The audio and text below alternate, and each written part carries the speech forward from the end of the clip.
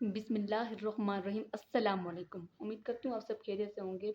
तो आज हम पढ़ेंगे सिंध टेक्स्ट बुक, ठीक है। उसका चैप्टर नंबर हम 2 स्टार्ट कर रहे हैं। चैप्टर का नाम क्या है? सॉल्विंग अ बायोलॉजिकल प्रॉब्लम, ठीक है।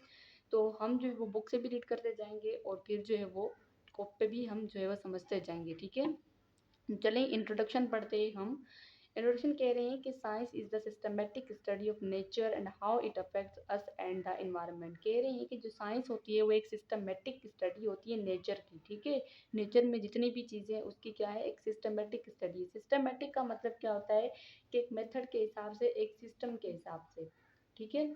एक मेथड के हिसाब से या एक सिस्टम के हिसाब से स्टडी की जा रही है, माना एक फिक्स्ड प्लान हो, ठीक है। और कह रहे हैं कि हाउ इट्स अफेक्ट अस, किस तरह से हम पे असर कर सकती है, और इन्वायरमेंट पे मतलब के माहौल पे। It is a body of knowledge that is constantly changing the use of better and more accurate tools for investigation की चीज़ को मालूम करने के लिए हम इसमें और अच्छी अच्छी चीज़ें जो है वो हम यूज़ कर सकते हैं, टूल्स वगैरह, ठीक है। उसके बाद कह रहे हैं at the core of biology and the other sciences lies the problem solving approach called the scientific method. फिर कह रहे हैं कि एक दूसरी मतलब के अदर साइंस यहाँ पे आई कि वो जो एक प्रॉब्लम को सॉल्व करेगी वो है साइंटिफिक मेथड, ठीक है। माना कि जो साइंटिस्ट ने मेथड बनाया होता है उसको हम बोलते हैं साइंटिफिक मेथड। उसके बाद कह रहे हैं scientific method is a series of steps. ये क्या है, एक स्टेप्स है, सीरीज ऑफ स्टेप है, मतलब इनके कुछ स्टेप्स होते हैं फॉलोड बाय साइंटिफिक इन्वेस्टिगेटर। जो साइंटिफिक इन्वेस्टिगेटर्स होते हैं, उन इन्वेस्टिगेटर्स होते हैं सॉरी, उनके थ्रू मतलब ये होता है फॉलो होता है to answer the specific question, ठीक है। ताकि एक स्पेसिफिक क्वेश्चन का आंसर दे देगी जो किसके अकॉर्डिंग हो, नेचुरल वर्ल्ड के अकॉर्डिंग हो, ठीक है। यहाँ तक आपको बात समझ में आ गई होगी कि ये क्या होता है, ठीक है। उसके बाद कह रहे हैं बायोलॉजिकल मेथड क्या है। तो कह रहे हैं as you know that the biology is the branch of science concerned with the study of living things और ऑर्गेनिज्म। कह रहे हैं आपको पता है कि बायोलॉजी जो है ब्रांच है साइंस की, और इसमें जो है हम स्टडी करते हैं लिविंग थिंग्स के बारे में और ऑर्गेनिजम्स के बारे में जो कि जानदार होते हैं। द सिस्टम और advancing knowledge, system of advancing knowledge, ऐसा सिस्टम जो हमें एडवांस नॉलेज दे रहा हो, फॉर्मुलेटिंग एक क्वेश्चन फॉर्मुलेट कर रहा हो, उसमें डेटा बन रहा हो और अबाउट इट एंड उसके बारे में, मतलब जिसकी हम यहाँ पे करेंगे, जिसको सॉल्व करेंगे प्रॉब्लम को थ्रू द ऑब्जर्वेशन एक्सपेरिमेंट के जरिए, ठीक है। एक टेस्टिंग हाइपोथेटिकल आंसर, मतलब एक तुक्का लगाएंगे उस आंसर का अबाउट द लिविंग थिंग्स, किसके बारे में वो चीज़ होगी, लिविंग थिंग्स के बारे में। इसका बायोलॉजिकल मेथड, तो बायोलॉजिकल मेथड वो होता है जो अकॉर्डिंग टू बायोलॉजी के बारे में कोई भी प्रॉब्लम हो और उसको सॉल्व करना हो तो हम वो बायोलॉजिकल मेथड को यूज़ करते हैं, इसको यूज़ करते हैं, ठीक है ना। तो इसमें डाटा वगैरह ये सारे ये जो लिखा हुआ है इन चीज़ों का ज़रूरत होती है, मतलब ये चीज़ें करनी होती हैं। अब हम इस चीज़ को जो है वो रजिस्टर पे समझने की कोशिश करते हैं सिंपल मेथड में। अच्छा, तो यहाँ पे सिंपली जो है ना, चैप्टर हम 2 पढ़ रहे थे सॉल्विंग अ बायोलॉजिकल प्रॉब्लम, ठीक है। अब बायोलॉजिकल प्रॉब्लम क्या होती है कि ऐसी प्रॉब्लम, ऐसा मसला जो अकॉर्डिंग टू किसके अकॉर्डिंग हो, बायोलॉजी के अकॉर्डिंग हो, ठीक है। तो बायोलॉजिकल प्रॉब्लम क्या होती है, जो ऐसी प्रॉब्लम जो अकॉर्डिंग टू लिविंग थिंग्स हो, अकॉर्डिंग टू किसके अकॉर्डिंग हो, लिविंग थिंग्स के अकॉर्डिंग जो भी प्रॉब्लम होती है उसको बायोलॉजिकल प्रॉब्लम बोलते हैं। According to living things, according to living things, ठीक है। जानदारों के बारे में जो प्रॉब्लम क्रिएट होती है उसको हम बोलते हैं बायोलॉजिकल प्रॉब्लम, और उसको जो सॉल्व करते हैं मेथड वो बायोलॉजिकल मेथड होता है। और इस मेथड को बनाने वाले कौन से होते हैं, साइंटिस्ट होते हैं, जो साइंटिफिक मेथड वगैरह ये सारा कुछ बना रहे होते हैं। अब हम पढ़ते हैं बायोलॉजिकल मेथड की 2 सिंपल सी डेफिनेशन, ठीक है।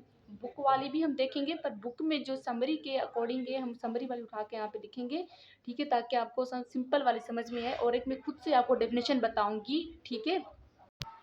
अच्छा, जो बायोलॉजिकल मेथड क्या होता है, ये एक साइंटिफिक मेथड होता है, ठीक है। ये क्या होता है, एक साइंटिफिक मेथड होता है, ठीक है। ये क्या होता है, एक साइंटिफिक मेथड होता है यूज टू रिसॉल्व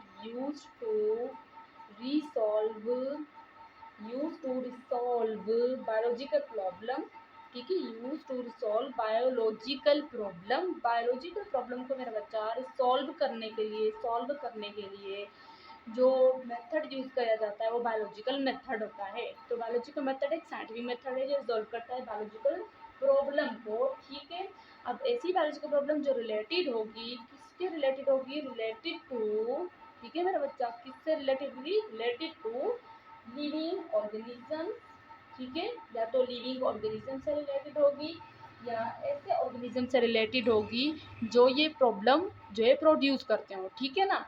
तो ये क्या डेफिनेशन हुई बायोलॉजिकल मेथड की डेफिनेशन है कि एक साइंटिफिक मेथड होता है, यहाँ पे मेथड लिखना भूल गई हूँ, ठीक है। साइंटिफिक मेथड होता है जो कि रिसॉल्व करता है कोई भी बायोलॉजिकल प्रॉब्लम को जो रिलेटेड होती है लिविंग ऑर्गेनिज्म से, ठीक है। और साइंटिफिक मेथड वो होते हैं जो बायोलॉजिस्ट बनाते हैं, साइंटिस्ट बनाते हैं, उनको बोलते हैं, ठीक है। उसके बाद इसकी जो दूसरी डेफिनेशन है ना वो क्या है कि ये जो होता है एक स्टेप बाय प्रोसेस होता है, ठीक है। दूसरी इसकी जो और करके डेफिनेशन हम लिखेंगे वो क्या है कि ये जो होता है एक स्टेप वाइज प्रोसेस होता है। क्या होता है ये? स्टेप वाइज प्रोसेस होता है। स्टेप वाइज प्रोसेस होता है इन विच साइंटिस्ट जिसमें साइंटिस्ट क्या करते हैं in which scientist find in which scientists out the find out the reason of biological problem, ठीक है। बायोलॉजिकल प्रॉब्लम क्यों हुई उसका रीजन मालूम करने के लिए यहाँ पे क्या यूज किया जाता है? बायोलॉजिकल मेथड यूज करते हैं। कौन यूज करते हैं? साइंटिस्ट यूज करते हैं, ठीक है। साइंटिस्ट क्यों यूज करते हैं? ताकि उस प्रॉब्लम को देख सके, ठीक है। और ठीक है, बायोलॉजिकल मेथड नहीं आएगा, बायोलॉजिकल प्रॉब्लम, ठीक है। अब हम फिर से इसको रिपीट करते हैं एक दफा कि स्टेप बाय प्रोसेस होता है बायोलॉजिकल मेथड जिसमें हम क्या पढ़ते हैं, जिसमें साइंटिस्ट क्या करते हैं, रीजन ढूंढते हैं उस बायोलॉजिकल प्रॉब्लम के बारे में, मतलब तो ये बायोलॉजिकल प्रॉब्लम क्यों आई, ठीक है। उसको सॉल्व करने के लिए जो मेथड यूज किया जाता है उसको हम बायोलॉजिकल मेथड का नाम देते हैं, ठीक है। तो ये क्या है? स्टेप बाय प्रोसेस है, मैंने बायोलॉजिकल मेथड के कुछ स्टेप्स हैं। अब वो कौन से स्टेप्स हैं वो भी हम देखते हैं। तो दोबारा जो है वो मैं बुक की तरफ आ गई हूँ, ठीक है। यहाँ पे ये रहे स्टेप्स। बायोलॉजिकल प्रॉब्लम होती है एक, ठीक है, जो किसके अकॉर्डिंग होती है? लिविंग ऑर्गेनिज्म के अकॉर्डिंग होती है। यहाँ पे मैं बुक पे नहीं लिखना चाहूँगी, चले लिख देते हैं यहाँ पे समझने के लिए, ठीक है। जो अकॉर्डिंग टू लिविंग ऑर्गेनिज्म होगी ना उसको बायोलॉजिकल प्रॉब्लम का नाम देंगे, या उससे प्रोड्यूस होगी या उससे क्रिएट होगी, ठीक है। उससे कह रहे हैं कि बायोलॉजिकल प्रॉब्लम से क्या होता है कि related observation and previous knowledge, पीछे वाली नॉलेज को भी हम इसमें पढ़ेंगे और जो है ऑब्जर्वेशन होगी उसके रिलेटेड भी हम इसमें देखेंगे। उसके बाद कह रहे हैं कि हाइपोथेसिस, उसमें एक तुक्का लगाएंगे कि भाई ये इस तरह से हुआ, ठीक है, यहाँ पर हम तुक्का लगा लेंगे। उसके बाद क्या होगा कि उसको हाइपोथेसिस को एक्सप्लेन करना पड़ेगा। फिर दो तरह की रीजनिंग आएगी, इंडक्टिव हो जाएगी रीजनिंग और डिडक्टिव रीजनिंग आ जाएगी। उसके बाद एक्सपेरिमेंट हम उसमें करेंगे, फिर उसके बाद डेटा कलेक्ट होगा, ठीक है, डेटा एनालिसिस होगा। उसके बाद अगर डेटा सपोर्ट कर रहा है हाइपोथेसिस को, माना कि जो हाइपोथेसिस जो तुक्का लगाया है अगर वो सही है तो थ्योरी बन जाएगी, अगर वो सही नहीं तो दोबारा से न्यू हाइपोथेसिस बनाना पड़ेगा और दोबारा से वही चीज़ें करनी पड़ेंगी, एक्सपेरिमेंट वगैरह सारा कुछ फिर से दोबारा से ऐसे प्रोसीजर चलता रहता है, ठीक है। सो ये स्टेप्स आपको समझ आए होंगे।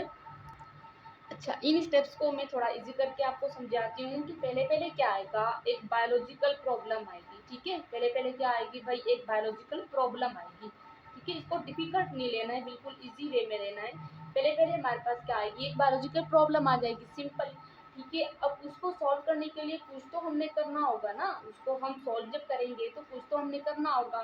फिर हम क्या करेंगे? हम ऑब्जर्वेशन करेंगे, हम देखेंगे कि वो प्रॉब्लम कैसे हुई, उसमें कौन कौन सी चीज़ें आई, ठीक है। हम उसको ऑब्जर्व करेंगे, ऑब्जर्व करने के बाद हम उस पर तुक्का लगाएंगे। आप कुछ इसके ये काम इसने किया है भाई, ठीक है, उसमें हम क्या लगाएंगे? कोई भी हाइपोथेसिस तुक्का लगा देंगे हम अपना।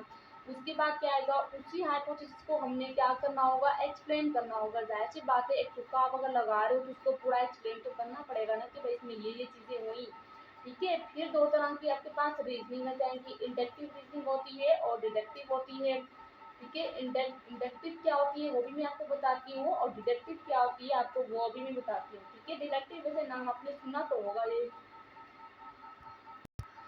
अच्छा, इसमें क्या होता है जो इंडक्टिव होता है ना, इंडक्टिव क्या होता है कि स्पेसिफिक से जनरल चला जाएगा, ठीक है। इसमें एक स्पेसिफिक होगी चीज जो कि इसमें हो जाएगी एक जनरल चीज में हो जाएगी, मतलब ऐसी बात इसमें होगी की जाएगी, ठीक है, ऐसा रीजन दिया जाएगा जो बाद में वो जर्नल में चला जाएगा, इंडक्टिव उसको बोलते हैं। ठीक है, कैसे एग्जांपल देती हूँ, जैसे कि एक शार्क है, वो स्पेसिफिक है ना शार्क, फिशेस तो और बहुत होती हैं, उसका अपना एक अलग नाम है ना शार्क का, तो उसमें स्केल्स होते हैं, तो स्केल्स तो बाकी फिशेस में भी होते हैं, तो वो क्या हो गई, वो सारी उसकी जो खासियत है वो क्या हो गई, उसकी जर्नल हो गई। ठीक है, पहले वो स्पेसिफिक आ रहा था, वो जर्नल हो गया। इस तरह से डिटेक्टिव में क्या होता है कि जर्नल टू स्पेसिफिक होता है। ठीक है, यहाँ पे मैं फुल नहीं लिख रही हूँ, G2 लिख रही हूँ। ठीक है, एस लिख रही हूँ। ठीक है, आप समझ जाना, जर्नल टू स्पेसिफिक। ठीक है, जर्नल टू स्पेसिफिक इसमें आप कैसे एग्जांपल देती हूँ कि हम कह रहे थे कि प्लाज्मोडियम की वजह से मलेरिया हो रहा है। ठीक है, यहाँ मैं एग्जांपल दे रही हूँ, आगे हम पढ़ेंगे वैसे। ठीक है, कि प्लाज्मोडियम की वजह से मलेरिया हो रहा है।